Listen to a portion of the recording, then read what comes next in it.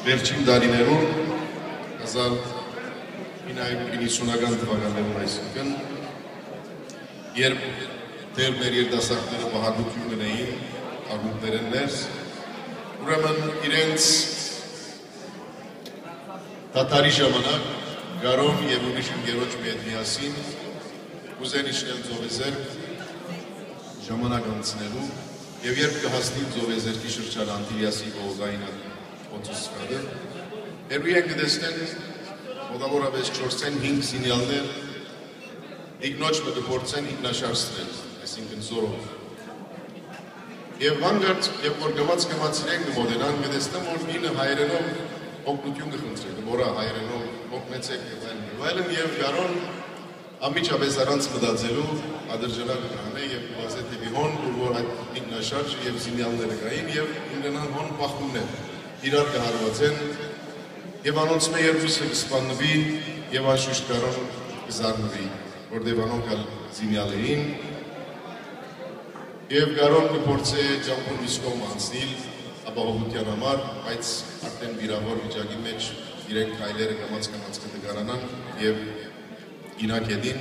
և անոնք կան իրեն արդեն մահացած մարմինը մոտավորապես 50 գավառով կծակցվեն։ Ուրեմն Գարոն նախ իր ընտանիքի մեկ հատիկ տղաներ 19-20 տարեկան երիտասարդ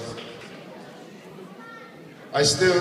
այս բաղմությունը ինչպես որ ընկերը հսա որ պատմեմ գիտեմ իրեն նպատակին չէ կա երկու նպատակներ սիրելիներ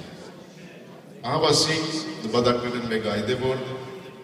երիտասարդ 21-20 տարեկան երբ օգնությունը կխնդրվի իր մե առանց ճանչնալու այդ բանասն այս բարակային դիգինը որ ինքը անծանոթ է բայց քանի որ հայ պետք է երթար և օգտակար դառնալու նույնիսկ իր մահվան ասի մեկ դաստիարակությունն է որ ձեզի ուզեմ փոխանցել որպես լեմի պատանեկան միության մեկ անդամ այսպես պատրաստած են մեր երիտասարդները դիմանալու մեջ իսկ երկրորդը այն է որ սիրելիներ երբ որ Գարոն լսեց հայերեն օգնություն դիգնոջմեն երբեք չհարցուցանով որ ինչ գաղափարի մաս կգազմի աշնակցական հնչակյան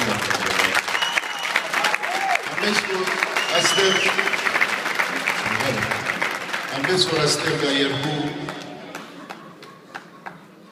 երկու դվյալներ, որոնք շատ կարևոր են գիտնալ մեր երիտասարդները, նոր սերունդը մանավանդ, որ գաղափարը երբեք տարբերություն չպիտի ցնեվոյը մեգալեն, եւ որ հայը հայ է, ինչ գաղափարի մաս կգազմեն, պետք է եթե օգնություն ուզե հասնել եւ օգտակար դառնալ։ Եվ այս բոլորը սիրելիներ նպատակներով գսեմ, որովհետեւ Գարոյի դաստիարակությունը եղած էր Լիբանանի այգաբայան դաշնակցության եւ դասարտական միության մեջ։ Ասենք